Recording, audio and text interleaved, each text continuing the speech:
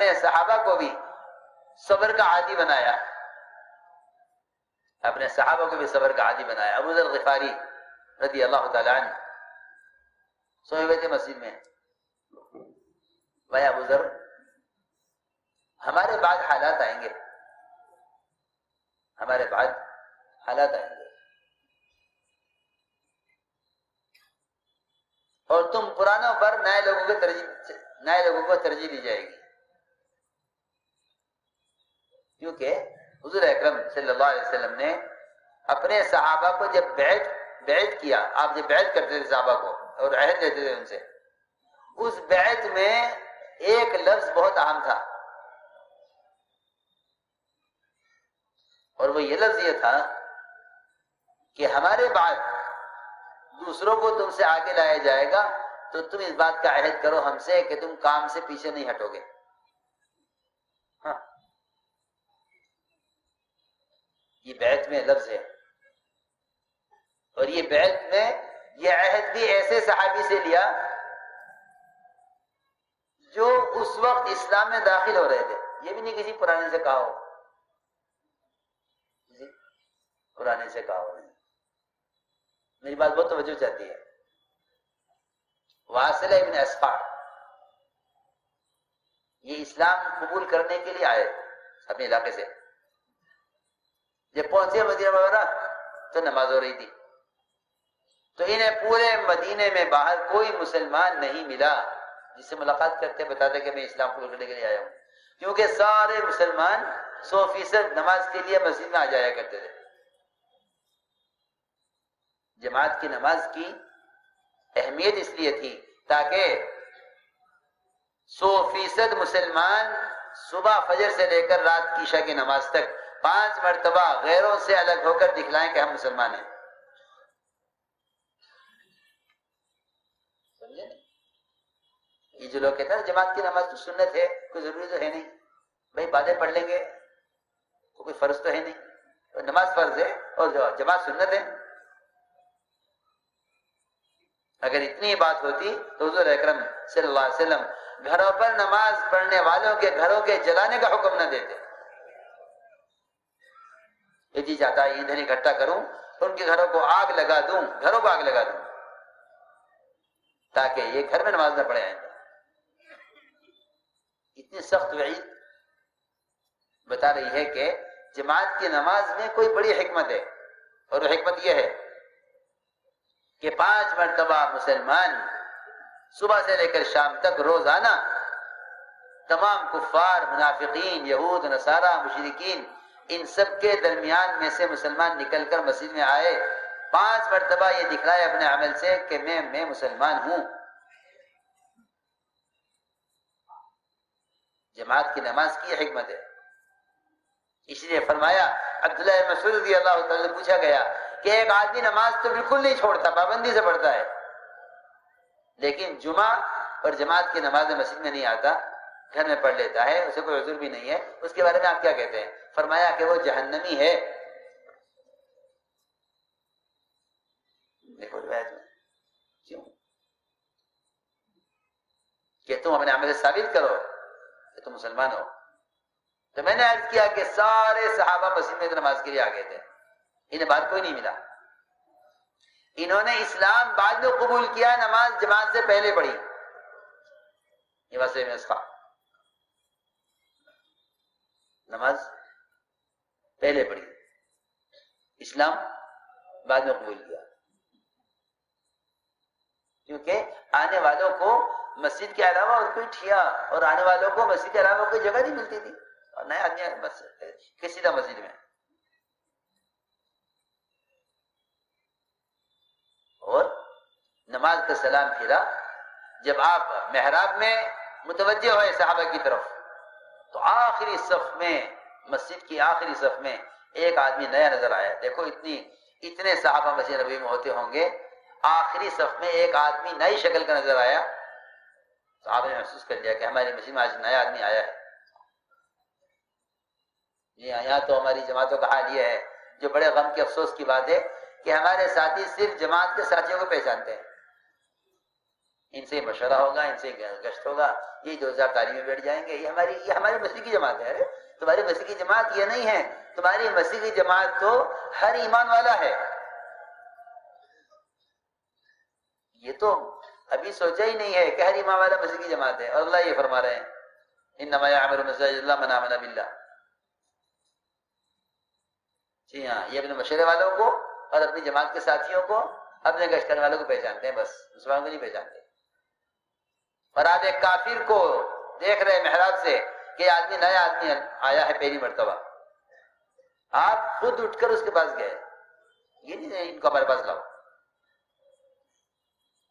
داعی طالب ہوتا ہے، داعی کیا ہوتا ہے؟ طالب۔ آپ خود اٹھ کر ان کے پاس گئے آخری صف میں، وہ کہتے ہیں میں آخری صف میں تھا، اللہ کا نبی اٹھ کر میرے پاس آیا، فرمایا کہاں سے آئے، کیوں آئے ہو؟ میں نے عرض کیا جی میں آیا ہوں اسلام قبول کرنا چاہتا ہوں۔ فرمایا ہاں یہی مذہب تمہارے لیے بہتر ہے۔ فرمایا کہ ہجرت کرو گے؟ کہ کروں گا ہجرت۔ آپ ایک نئے آدمی سے اسلام میں داخل ہونے کے وقت بیعت لے رہے، یہاں تو کام کرنے کے مزاج یہ بن گیا کہ بھئی دیکھو نئے آدمی ہے، 3 دن سے زیادہ کی بات نہ کرنا۔ یہ اتنی بڑی غلطی کرتے ہیں کام کرنے والے، ریکنسٹرکشن آف امہ اتنی بڑی dailymarkers.com۔ غلطی کرتے ہیں اور اسے اپنا اصول بنایا ہوا ہے اپنی مرضی سے کہ نئے آدمی سے 3 دن سے زیادہ کی بات نہ کرنا۔ یہ بات خلاف سنت ہے۔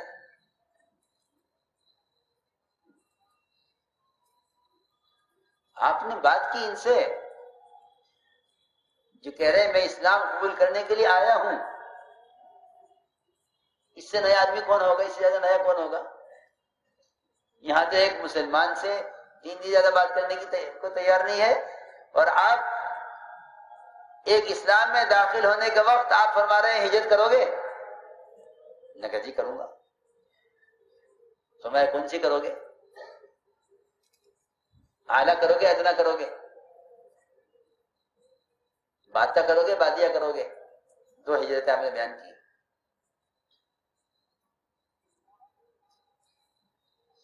بادیہ تو ادنا ہے کہ تم اسلام قبول کر لو اور یہاں رہ کر دین سیکھو ہمارے پاس، کیا فرائض ہیں، کیا اللہ کے احکام ہیں، کیا نماز کا طریقہ ہے، کیا روزہ حج کا زکوٰۃ کا طریقہ ہے، یہ معلوم کرو اور چلے جاؤ اپنے علاقے میں، اور وہاں جا کے دین پر چلو، دین کا کام کرو، اعمال کرو، گزارو اپنا وقت۔ یہ تو ادنا ہجرت ہے۔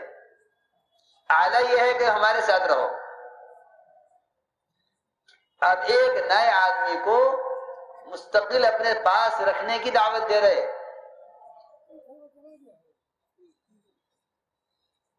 اور فرما رہے ہیں کہ تم علاقے میں چلے جاؤ، جب ہم بلائیں تب آ جاؤ۔ یہ ادنا ہجرت ہے۔ ہمارے ساتھیوں کا حال یہ ہے کہ جی میں تو شہر میں ہوں، جب کوئی تقاضا آئے مجھے خبر کر دینا، میں آ جاؤں گا۔ وہ سمجھتے ہیں بڑی اعلیٰ ہجرت ہے، تقاضے پر آ جائیں۔ تقاضے پر آنا ادنا ہجرت ہے، ساتھ رہنا اعلیٰ ہجرت ہے۔ یہ جو اس روایت سے ملتا ہے، سمجھے بھائی؟ تقاضے پر آنا، تقاضے پر آنا ادنا ہجرت ہے، بلانے پر آنا ادنا ہجرت ہے، ساتھ رہنا مستقیم اعلیٰ ہجرت ہے۔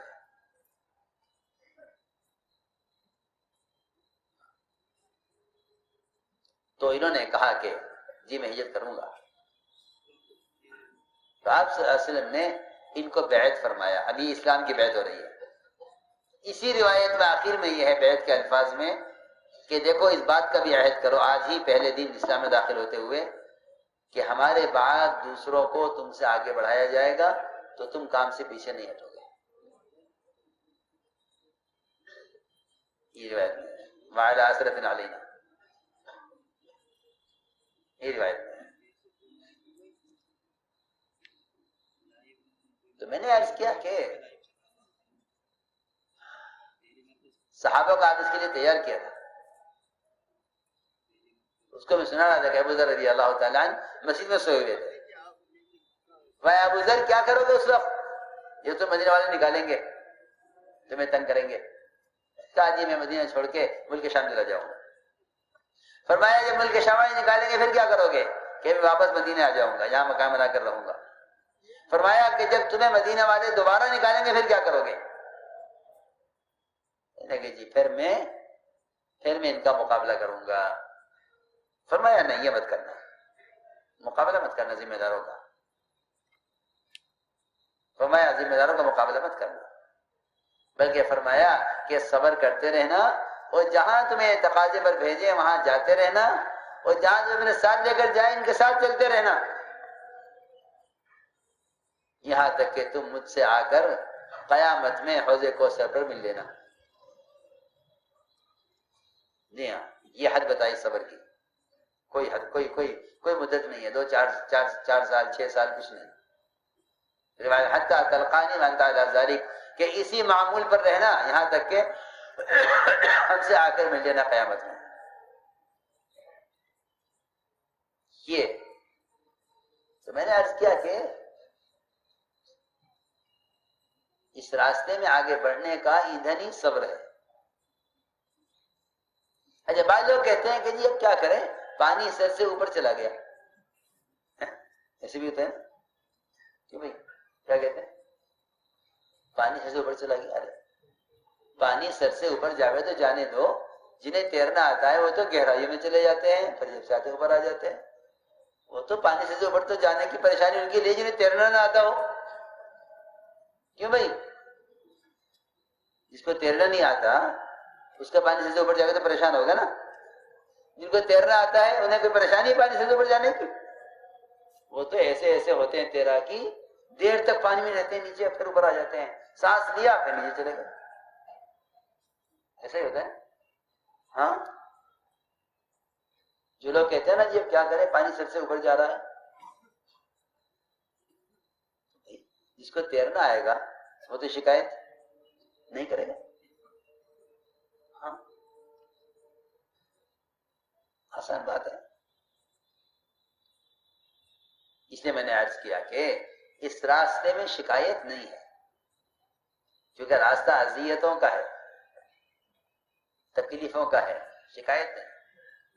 حضور اکرم صلی اللہ علیہ وسلم نے چند لوگوں کو متعین کر کے اللہ سے شکایت کی، بد دعا کا ارادہ کیا کہ اللہ فلاں فلاں فلاں فلاں فلاں فلاں، ان کی ہلاکت کے لیے بد دعا کا ارادہ کیا۔ ادھر بد دعا کرنے کا ارادہ کیا، ادھر حکم آ گیا کہ آپ کو بد دعا کرنے کا حق نہیں ہے۔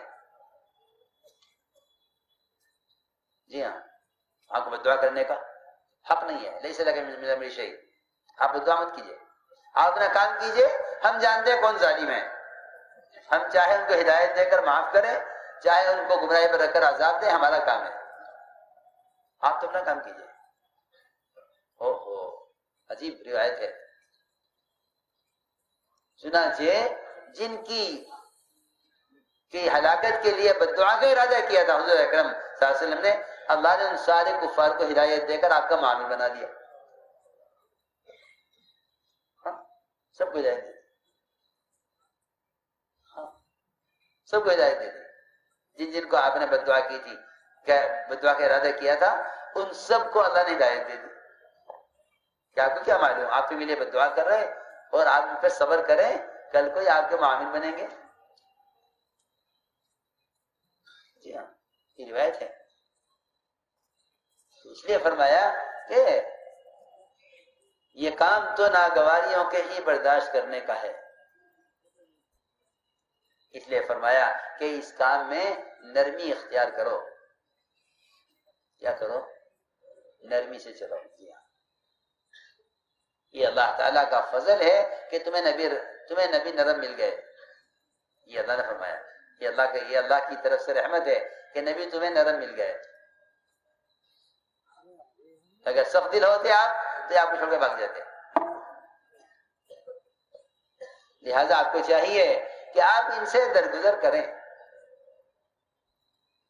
آپ ان سے درگزر کریں۔ فاعف عنہم، ساتھیوں کو معاف کرو، ساتھیوں کو معاف کرو۔ مقابلہ کرنا اور معاف نہ کرنا یہ داعی کا کام نہیں ہے۔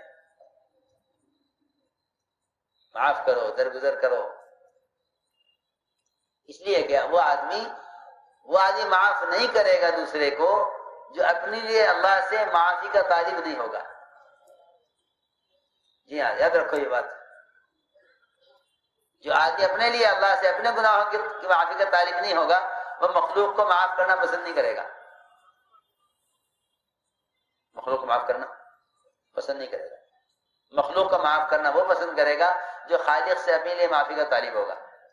اسی لیے فاعفوا واصفحوا الا تحبون یغفر اللہ لکم، کیا تم نہیں چاہتے اللہ تمہیں معاف کر دے؟ کہنا معاف کر دو، کیوں؟ کیا تم نہیں چاہتے کہ اللہ تمہیں معاف کر دے؟ اس نے فرمایا کہ کوئی تمہیں الزام دے کہ صبر کر لو، اور کوئی تمہارے بارے میں جھوٹ کہے تو صبر کر لو. جی ہاں، لوگ سمجھتے ہیں کہ جواب دینے سے بات ختم ہو جائے گی، حالانکہ جواب دینے سے جھگڑا شروع ہوتا ہے. جواب سے جھگڑے ختم نہیں ہوتے، جواب سے جھگڑے آگے بڑھتے ہیں. جواب سے جھگڑے آگے بڑھتے ہیں. جی ہمیشہ کا اصول ہے.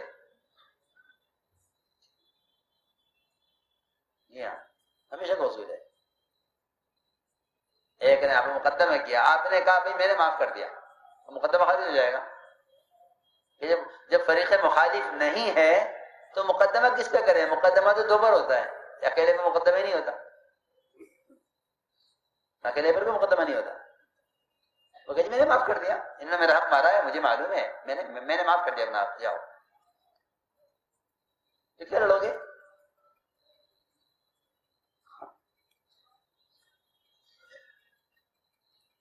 اس لیے فرمایا کہ معاف کر دو، درگزر کر دو. جواب کون دیتا ہے؟ کہ جواب تو وہ دیتا ہے کہ جو اپنی طاقت کو فرشتوں کی طاقت سے زیادہ سمجھتا ہے. کتنی آسان بات ہے، اور ایسا ممکن ہے. اگر ایک ادنا فرشتہ زمین پر چیخ مار دے تو اس کی چیخ سب کے مرنے کے لیے کافی ہے. ایک اللہ کی مخلوق ہے، سب سے قوی مخلوق ہے، جو تمام طاقتور مخلوق کو چلانے والے ملائکہ.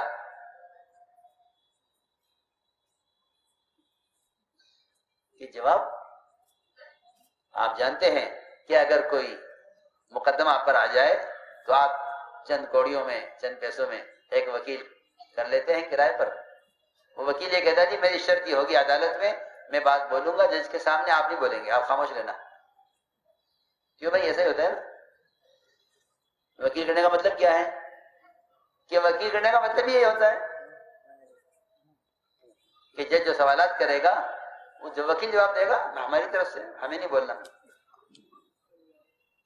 اگر آپ بولیں گے وہاں تو آپ پھنس جائیں گے. جی ہاں، یہ اصولی بات ہے. اس لیے کہ آپ نے وکالت نہیں پڑھی ہے، وکالت اس نے پڑھی ہے، وہ جواب دے گا جج کے بعد کا. ایسا ہی ہے نا. جی ہاں، لوگ وکالت پڑھتے اسی لیے ہیں. تو سوچو تو صحیح، جب ایک وکیل کو پیسے دے کر وکیل بنا کر آپ عدالت میں بولنے کو غلط سمجھتے ہیں، تو جو اللہ کو وکیل بنا لے اس کو جواب دینے کی ہمت ہوگی بولنے کی کہ نہیں، آپ نے اللہ کو وکیل بنایا ہے، فرشتہ جواب دے رہا ہے آپ کی طرف سے. ابو بکر رضی اللہ تعالیٰ عنہ کو ایک مشرک نے گالیاں دی، بہت برا کہا اور خاموش رہے. حضور صلی اللہ علیہ وسلم کھڑے رہے اور کوئی جواب نہیں دیا. ایک بات کا جواب دینا ضروری ہو گیا حضرت بکر صدیق کے لیے. کب تک تحمل ہوتا، کب تک برداشت ہوتا؟ ایک بات کا جواب دے دیا بس.